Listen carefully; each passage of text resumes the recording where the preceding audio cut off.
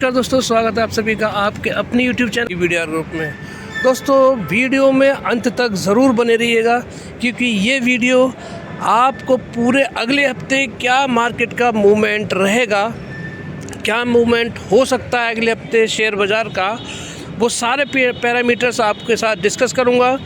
क्योंकि मेरी जो वीडियो फ्राइडे को आती है वो पूरे हफ्ते, अगले आने वाले हफ्ते का पूरा एनालिसिस होता है, जिसमें हर चीज़ का बारीकी से विश्लेषण होता है और वो ये बता देता है कि आपको मार्केट का मूवमेंट किस तरफ होने वाला है। हर एक ज़रूरी पैरामीटर्स पे बात करेंगे जो कि ज़रूरी है मार्केट को अप और डाउन ले जाने में, गिरावट या तेज़ी होती है, उन सारे पैरामीटर्स पे बात करेंगे। सबसे पहले हम जो न्यूज़ हैं, ज़रूरी इम्पोर्टेंट न्यूज़ हैं जिसकी वजह से मार्केट पे पूरा फ़र्क पड़ता है, उस पर डिस्कस करेंगे। उसके बाद में आपके साथ में क्या मार्केट का आज मूवमेंट रहा, पूरे हफ्ते क्या मूवमेंट रहा, और उसके बाद में पाँच ऐसे स्टॉक, बड़े स्टॉक्स, मल्टीबैगर स्टॉक्स के पर हम चर्चा करेंगे। तो वीडियो में अंत तक बने रहिएगा। ये जो आज की वीडियो है दोस्तों, ये पूरे हफ्ते की वीडियो है, इसीलिए ध्यान से समझिएगा और ध्यान से सुनिएगा। पूरा पिछले हफ्ते जो मैंने बताया था आपको, पूरा फ्राइडे को बता दिया था कि मार्केट का मूवमेंट क्या रहेगा। बता दिया था मैंने कि प्रेशर आएगा, मार्केट नेगेटिव जा सकता है, और उसका सबसे बड़ा रीज़न था FII। और FII कब टिकते हैं मार्केट में? जब फॉरेक्स रिज़र्व बढ़ते हैं। तो पिछले हफ्ते फॉरेक्स रिज़र्व घटे थे, तो FII देखिए लगातार बिकवाली करते जा रहे हैं। और इस हफ्ते फ्राइडे को, हर हफ्ते फ्राइडे को RBI डेटा देता है मार्केट क्लोज़ होने के बाद में, और वो डेटा आ चुका है जो अगले हफ्ते भी मार्केट का मूवमेंट डिसाइड करेगा।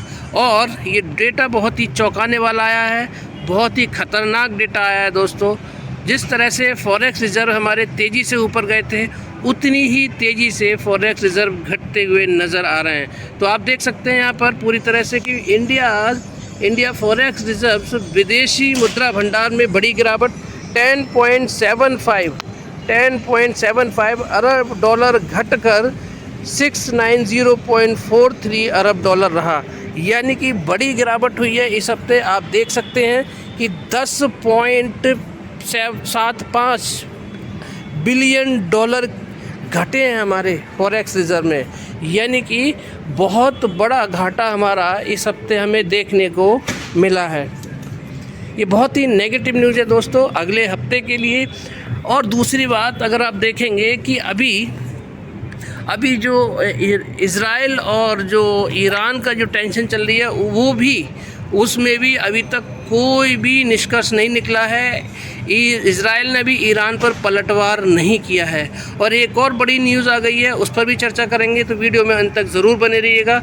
तो आप यहाँ देख सकते हैं पूरी तरह से जी बिज़नेस पे सोर्स है, जी बिज़नेस पे आप जाकर देख सकते हैं, गूगल कर सकते हैं। 10.75 अरब डॉलर घटकर जो हमारा 704 बिलियन डॉलर फॉरेक्स रिज़र्व पहुंच गए थे, वो अब घटकर कहां पर आ गए? 690.43 अरब डॉलर पर हमारे फॉरेक्स रिज़र्व आ चुके हैं।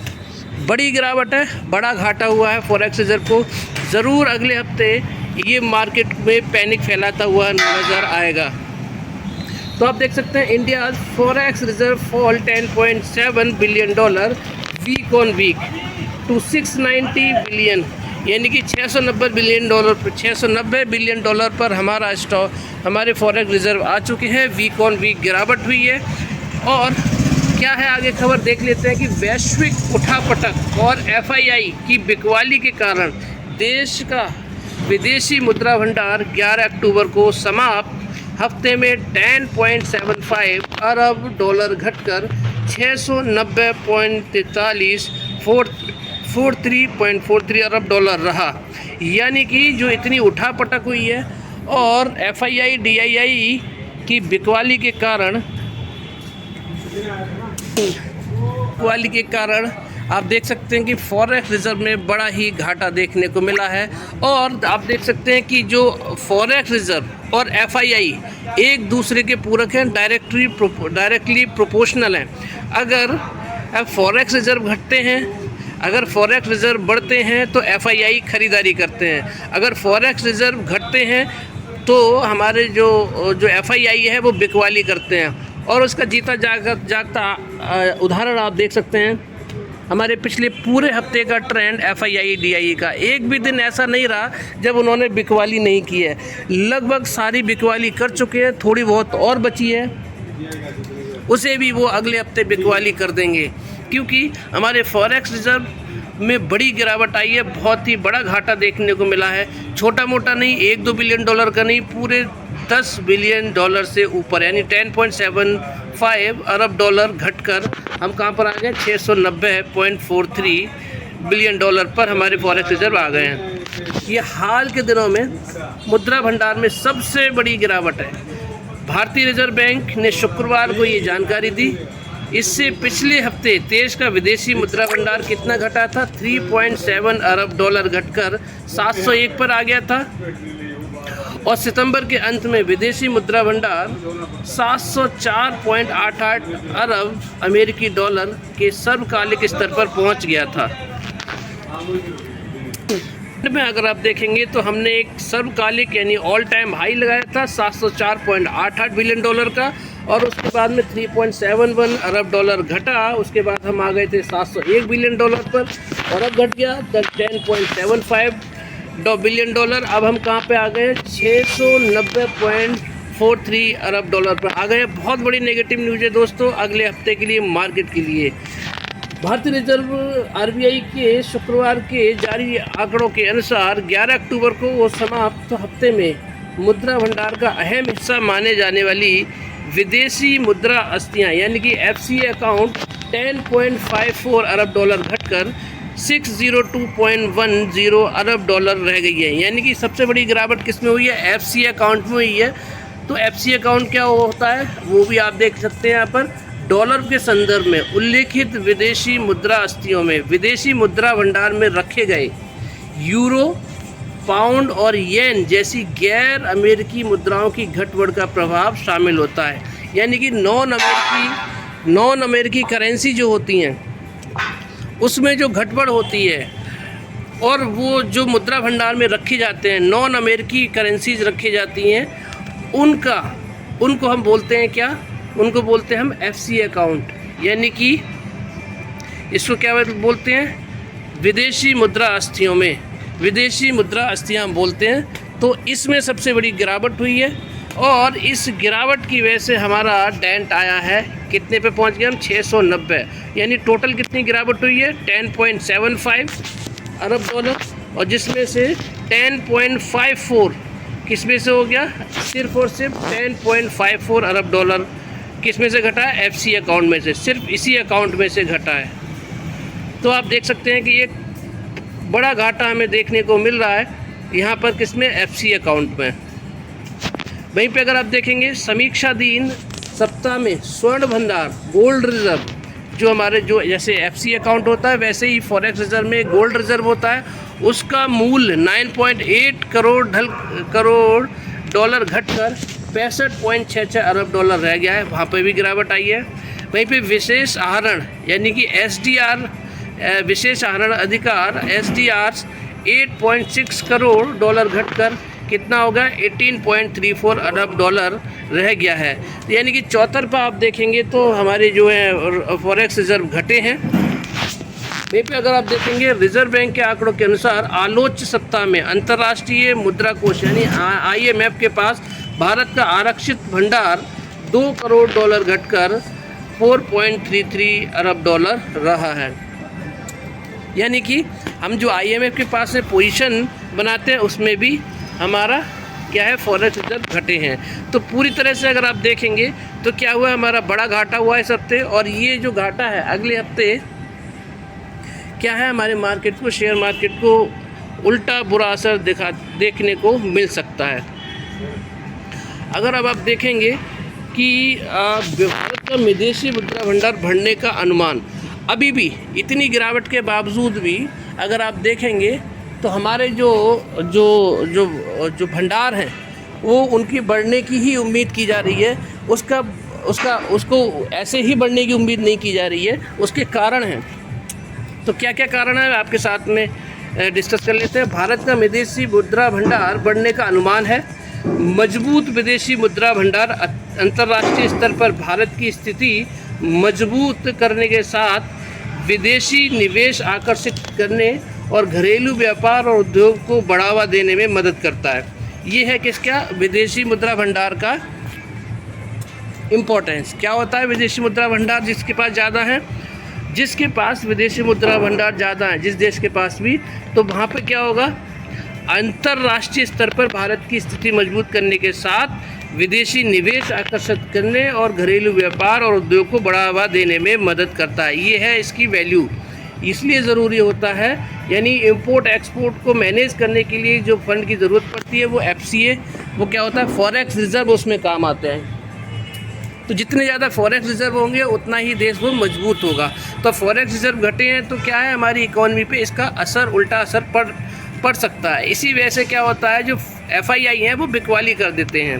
तो इंडस्ट्री के जानकारों का कहना है कि मजबूत विदेशी मुद्रा भंडार और मौद्रिक नीति रुख व्यापार और उद्योग के बीच विश्वास पैदा कर रहे हैं और वैश्विक उठापटक के बीच इससे विदेश निवेश आकर्षित करने में मदद मिल रही है।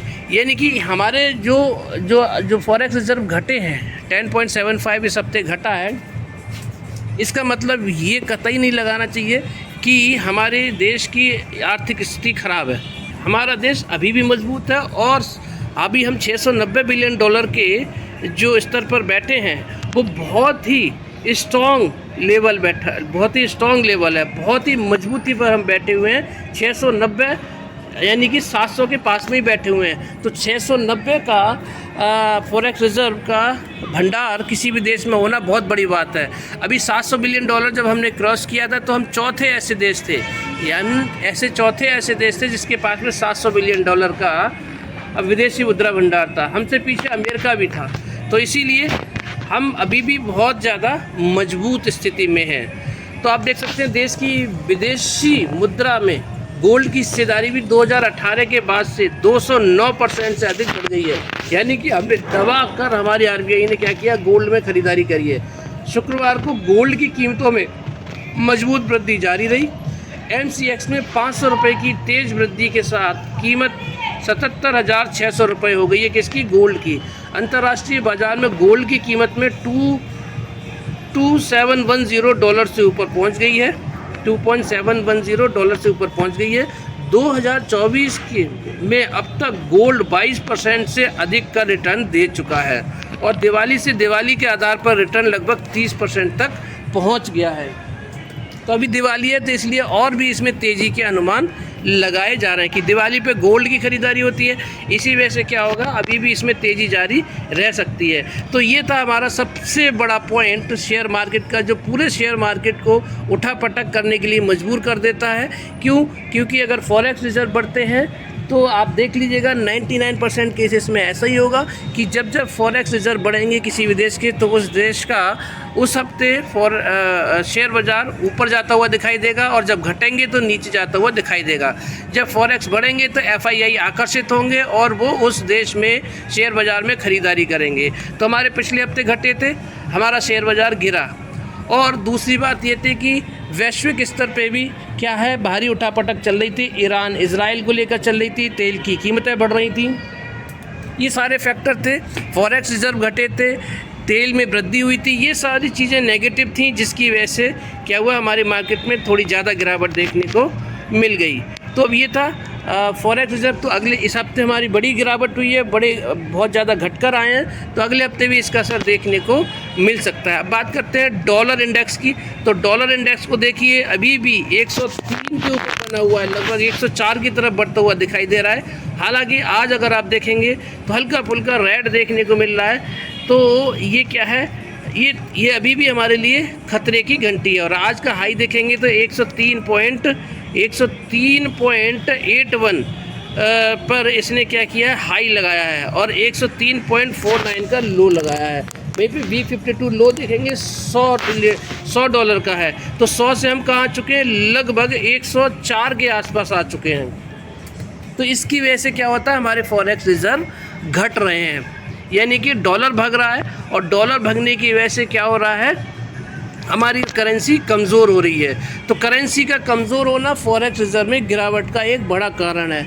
और फॉरेक्स रिज़र्व में गिरावट है तो क्या है, एफआईआई बिकवाली करेंगे, और एफआईआई लगातार बिकवाली कर रहे हैं। एक भी दिन पिछले हफ्ते नहीं देखा होगा जिस दिन खरीदारी करी होगी। संभाल किसने रखा है, हमारे डीआईआई ने संभाल रखा है, जो पूरे हफ्ते खरीदारी करते आए हैं। और आज भी उन्होंने खरीदारी करी है कितनी, 5214 करोड़ की खरीदारी करी है। वहीं पे डीआईआई देखिए लगातार बिकवाली कर रहे हैं, और आज भी 5485 करोड़ की यहाँ पर बिकवाली करके गए हैं। बड़ी खरीदारी करके गए डीआईआई, और उसके कंपैरिजन में अगर आप देखेंगे तो एफआईआई भी बहुत बड़ी बिकवाली करके गए हैं। डीआईआई खरीदारी करके गए हैं और एफआईआई बिकवाली करके गए हैं, लेकिन ओवरऑल इनका नेट निकालेंगे तो क्या हो रहा है, 271 करोड़ की, लगभग 271 करोड़ की क्या आ रही है यहाँ पर बिकवाली निकल के आ रही है। तो ये भी एक नेगेटिव है। और थोड़ा बहुत एफआईआई का बचा हुआ है हमारे इंडियन बाज़ार में, वो भी बिकवाली कर देंगे तो फिर हमारा क्या है, हमारे जब डीआईआई खरीदारी करते रहेंगे तो मार्केट ऊपर जाने की कोशिश करेगा। तो इसीलिए हमें एफआईआई की तरफ से बहुत ही नेगेटिव न्यूज़ है, क्योंकि फॉरेक्स रिजर्व हमारे घट रहे हैं। तो जो संभाल रखा है मार्केट, किसने संभाल रखा है, हमारे डीआईआई ने और रिटेल इन्वेस्टर्स ने। तो अब अगले फैक्टर की तरफ बात कर सकते हैं। देखते हैं हमारा जो डॉलर है, डॉलर कहाँ पहुंच गया है, देखिए 84 के ऊपर ही लगातार बना हुआ है। यही रीज़न है कि हमारी इंडियन करेंसी कमज़ोर हो रही है। कमज़ोर होने की वजह से क्या हुआ है, एफआईआई बिकवाली कर रहे हैं। अगर आप मूवमेंट देखेंगे डॉलर का तो देखिए वीक 52 हाई कितना है, 84.165, 84.165 क्या है, ये है हमारा डॉलर का वीक 52 हाई, वीक 52 हाई लगाया, यानी कि, और ये हमारी कितनी है, हमारी करेंसी के लिए ये लो रहा है। तो डॉलर में जितनी तेज़ी आएगी उतनी हमारी करेंसी में क्या होगी, कमज़ोरी आएगी, और करेंसी में कमज़ोरी होगी तो हमारे फॉरेक्स रिजर्व घटेंगे, फॉरेक्स रिजर्व घटेंगे तो एफआईआई बिकवाली करेंगे। ये लॉजिक है। अब मंडे के लिए क्या हो सकता है, मंडे के लिए अगर आप देखेंगे तो आप देख लीजिए, अभी हम इस पे बाद में बात करेंगे। सबसे पहले मैं आपको लेके चलता हूँ कि ईरान इजराइल वाला जो केस चल रहा है उसमें क्या हो रहा है। तो अगर आप देख सकते हैं तो यहाँ पर बड़ी न्यूज़ आई है, और हमास ने कंफर्म कर दिया है कि जो सिनवार है वो इजराइल ने मार गिराया है। सिनवार को जो मास्टरमाइंड था, किसका, इजराइल पर जो अटैक किया था, जिसमें बहुत सारी क्षति हुई थी, जान माल की क्षति हुई थी, और बर्बरता की गई थी इजरायली नागरिकों के द्वारा। और 200 लगभग 2000 के करीब मिसाइल हैं, 200 या 2000 के करीब मिसाइल हैं जो अक्टूबर 2023 में इजराइल पर जो हमला किया था उसमें जान माल की क्षति के साथ साथ बर्बरता की गई थी लोगों के साथ में, इजरायली नागरिकों के साथ में। उसका मास्टरमाइंड को इजराइल ने मार गिराया, और हमास ने भी ये कंफर्म कर दिया है। लेकिन उसने बोला है कि अब वो अभी भी उनको फ्री नहीं करेंगे। कब तक फ्री नहीं करेंगे ये हम देख लेते हैं।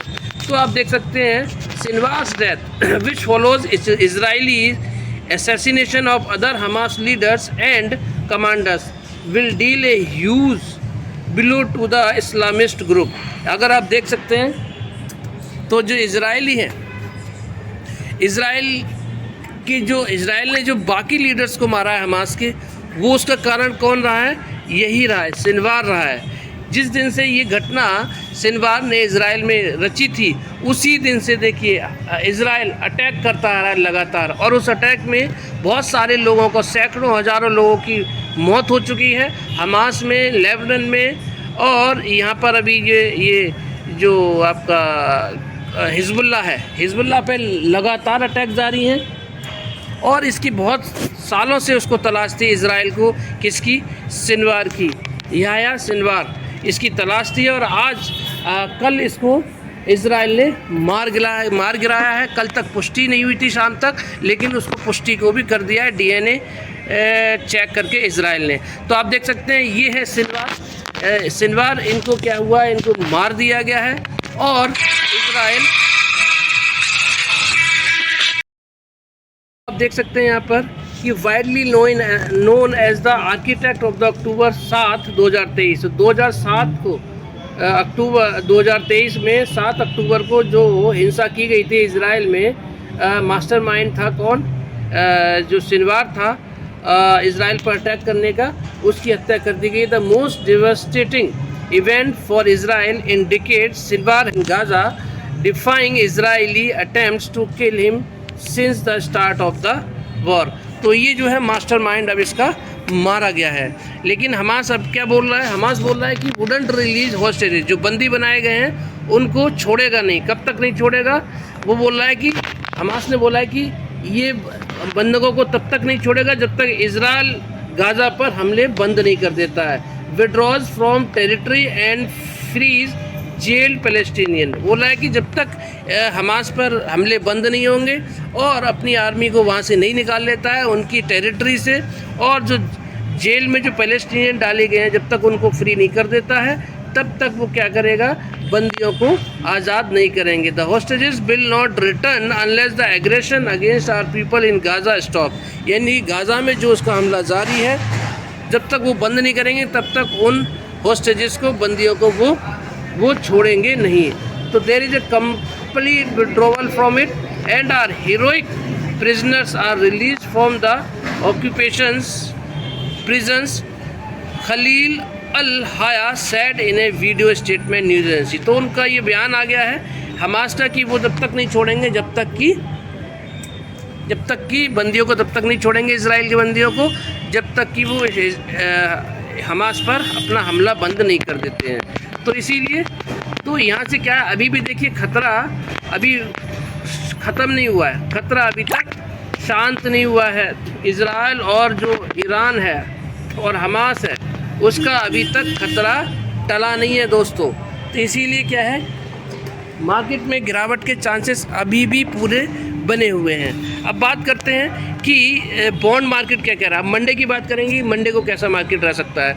तो मंडे को आप देखेंगे बॉन्ड मार्केट में गिरावट देखने को मिल रही है, ये एक पॉजिटिव न्यूज़ है। लेकिन 10 ईयर बॉन्ड डील को अगर आप देखेंगे तो इसमें बड़ी तेज़ी देखने को मिल रही है। तो कल मंडे को मार्केट ऊपर तो जा सकता है, लेकिन ऊपर जाने के बाद में बिकवाली भी आ सकती है। यानी बॉन्ड मार्केट जो नेगेटिव है वो हमें ऊपर ले जाने का इशारा कर रहा है कि मार्केट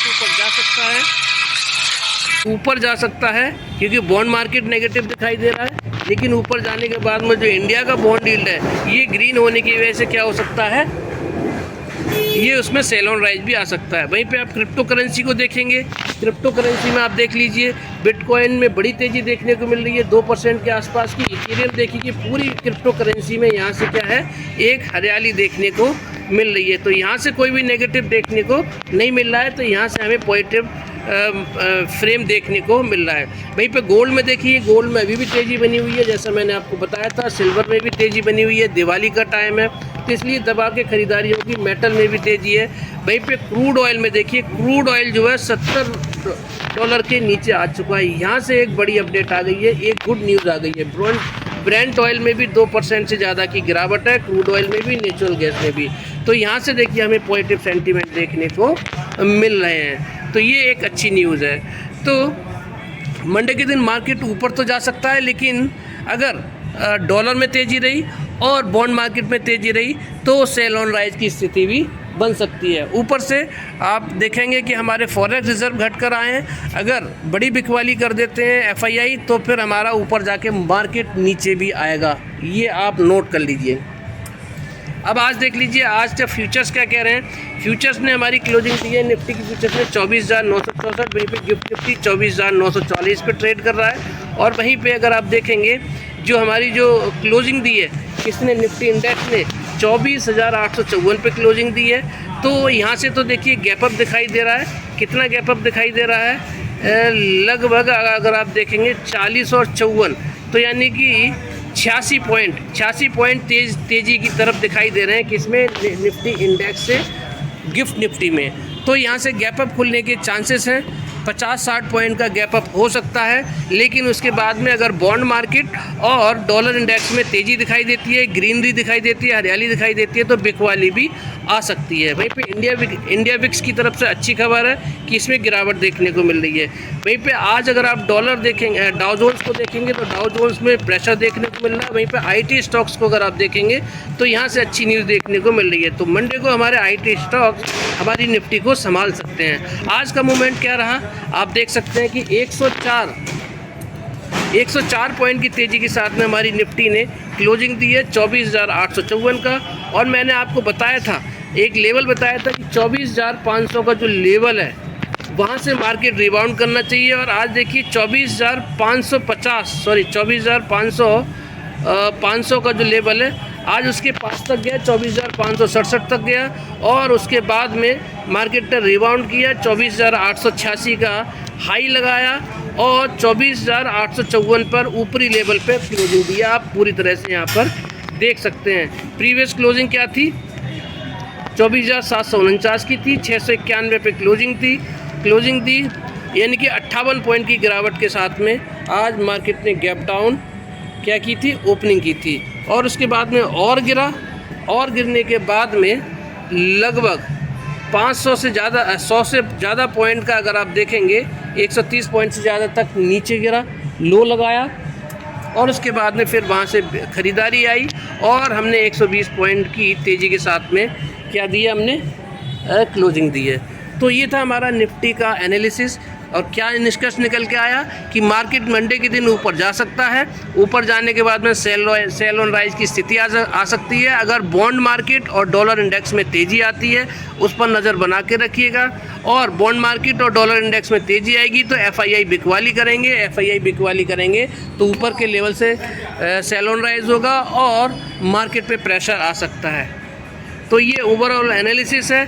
तो इसीलिए अगर मार्केट में अगर आप देखेंगे बॉन्ड मार्केट में तेज़ी गिरावट आ जाती है और डॉलर इंडेक्स में भी गिरावट आ जाती है तो हमारे जो मार्केट है बाउंस बैक करेंगे और 25,000 के आसपास जाने की कोशिश भी करेंगे, क्योंकि ज़्यादा दूरी बची नहीं है।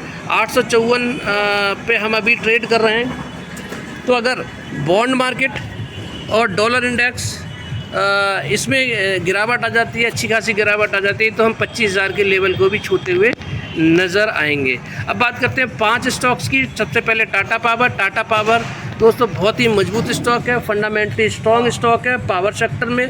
तो इसीलिए आप देख सकते हैं 453 पे मार्केट नेगेटिव था, लेकिन 453 पे इसने क्लोजिंग दी है 3 रुपये की तेज़ी के साथ में। पूरा मार्केट नेगेटिव है, इसी वजह से स्टॉक में भी आप देखेंगे तो कमज़ोरी बनी हुई है। 450 का प्रीवियस क्लोज था और लो कितना लगाया, 443 का, 456 का हाई लगाया और 449 पे ओपन हुआ था। और 494 का आप देख सकते हैं वीक 52 हाई है। वहीं पे इसका चार्ट देखेंगे तो चार्ट में देखिए वहीं पे कंसोलिडेट करता हुआ नज़र आ रहा है, जो मैंने आपको एक जो रेजिस्टेंस बताया था, रेजिस्टेंस जोन पे कंसोलिडेट करता हुआ नज़र आ रहा है। 458 के ऊपर वीकली क्लोजिंग दे देगा, फिर से आपको एक बड़ी तेज़ी से स्टॉक में देखने को मिलेगी। 530 से लेके 540 तक के टारगेट इस स्टॉक में देखने को मिल सकते हैं अगर मार्केट में मजबूती आती है तो। अब बात करते हैं अगले स्टॉक मिश्र धातु निगम लिमिटेड की। बहुत ही अच्छे लेवल पे दोस्तों आ चुका है स्टॉक। और सबसे पहले मैं आपको टाटा पावर का RSI बता देता हूँ। RSI देखिए 4850 के नीचे आ चुका है, अच्छी बात है। अगर ये हल्का फुल्का और नीचे आएगा तो यानी कि 40 के आसपास आ जाएगा, तुरंत खरीदारी करके आप बैठ सकते हैं। मिश्र धातु निगम लिमिटेड बहुत ही अच्छे लेवल पे आ गया है, 350 के पास में है, 370 के नीचे है और इसका लाइफ टाइम हाई देख लीजिए कितना है, 547। तो ऊपर का रिस्क रिवार्ड बहुत अच्छा है। और अगर आप देखेंगे तो आज लो कितना लगाया, 364 का लो भी लगाया है, यानी कि मात्र 350 से 14 रुपये दूर है। अब इसका अगर आप चार्ट देखेंगे तो चार्ट देखिए ये है रहा, यानी कि ये जो है इसकी लोअर लिमिट ये है 350 की। 350 पे जैसे ही दिखाई दे आप एक बड़ी खरीदारी करके जा सकते हैं। 350 पे जाने के बाद में एक ही चीज़ इसे गिरा सकती है, अगर इसका इस बार भी रिजल्ट ख़राब आ जाता है। अगर रिजल्ट अच्छा आ गया तो फिर ये बहुत बड़ा बाउंस बैक करेगा और बहुत बड़ी तेज़ी देखने को मिलेगी इस स्टॉक में। 40-60 वाले फार्मूले से खरीदारी करके जा सकते हैं। बात करते हैं अगले स्टॉक IRFC की। उसी लेवल पे आ चुका है जहाँ से ये भागा था। 140 से लेके 150 के बीच में ये आ चुका है और इसके बाद में यहीं से ये स्टॉक भागा था। मैं आपको दिखा देता हूँ, ये देखिए ये वही लेवल है, ये वाला लेवल है, यहीं से इसमें तेज़ी आई थी, 229 तक गया था। तो इसीलिए अब फिर से देखिए इसमें 140-150 के बीच में फिर से खरीदारी आएगी और एक बहुत बड़ी तेज़ी इस स्टॉक में भी आपको देखने को मिलेगी। तो ये गोल्डन अपॉर्चुनिटी है, 40-60 वाले फार्मूले से खरीदारी करके जाना चाहिए। बाय सेल की कोई रिकमेंडेशन नहीं है, अपने फाइनेंशियल एडवाइजर से सलाह जरूर लीजिएगा। बात करते हैं चौथे स्टॉक की, आरबीएल बैंक की। आरबीएल बैंक 205 पे आ गया है। मैंने इसके आपके लेवल दिए थे 100, मैंने आपको लेवल दिया था कि अगर ये 190 या 180 के बीच में मिले आप ख़रीदारी कर लीजिए और एक बड़े रिटर्न आपको देखने को मिलेंगे, या फिर 231 के ऊपर वीकली क्लोजिंग देते तब खरीदारी करिए, आपको बड़े रिटर्न इसमें देखने को मिलेंगे। तो 189 तक गया था, आप देख सकते हैं यहाँ पर, और उसके बाद में 189 के बाद में आज कहाँ ये 205 पर है और जैसा मैंने बोला था वैसे ही होते हुए देखने को मिला। तो 200 के आसपास में फिर से आपको कहीं मिले तो आप खरीदारी करके बैठ जाइए, बड़े रिटर्न अब इस स्टॉक में देखने को मिलेंगे क्योंकि ये बाउंस बैक कर चुका है 190 के लेवल से। बहुत शानदार लेवल है, 270-290 के टारगेट के लिए खरीदारी करके बैठ सकते हैं। बात करते हैं पांचवें और आखिरी स्टॉक की, स्पेशलिटी रेस्टोरेंट। आप देख सकते हैं 162 पे ट्रेड कर रहा है अभी और इसका जो लाइफ टाइम हाई है 287 का है। तो ऊपर का रिस्क रिवार्ड बहुत अच्छा है इसका, आप देख सकते हैं यहाँ पर। और लो कितना लगाया है इसने, 157 का लो लगाया है, 164 का हाई भी लगाया है, 161 पे ओपन हुआ। अब इसको चार्ट दिखाते हैं, चार्ट से समझ जाते हैं हम। ये देखिए ये यहीं से तेज़ी पकड़ता है, यहाँ से तेज़ी पकड़ता है और अभी उसी लेवल पे ट्रेड करता हुआ नज़र आ रहा है। तो अगर ये 150 के आसपास 147-48 के पास कभी भी दिखाई दे, आंख बंद करके 40-60 वाले फार्मूले से ख़रीदारी करके बैठ जाइए, बड़े रिटर्न इस स्टॉक में आपको देखने को मिलेंगे। काफ़ी लंबा कंसोलिडेशन इस स्टॉक में देखने को मिल रहा है। जब भी लंबा कंसोलिडेशन होता है एक बड़ी तेज़ी इस स्टॉक में देखने को मिलती है। तो ये स्टॉक बहुत शानदार है, बहुत अच्छे लेवल पर मिल रहा है, खरीदारी करके जाना चाहिए स्टॉक में। 40-60 वाले फार्मूले से बड़े रिटर्न आपको इस स्टॉक में देखने को मिल सकते हैं। तो ये था मेरा 5 स्टॉक का एनालिसिस और निफ्टी का एनालिसिस और पूरे ग्लोबल जो कंडीशन चल रही हैं, ग्लोबल पैरामीटर्स हैं जो मार्केट को अप और डाउन ले जा सकते हैं। अभी जो सेंटिमेंट निफ्टी के बन रहे हैं अगले हफ्ते भी मार्केट प्रेशर में रह सकता है क्योंकि एफआईआई डीआईआई बिकवाली कर सकते हैं क्योंकि हमारे फॉरेक्स रिजर्व घट कर आए हैं और बड़ी गिरावट देखने को मिल रही है।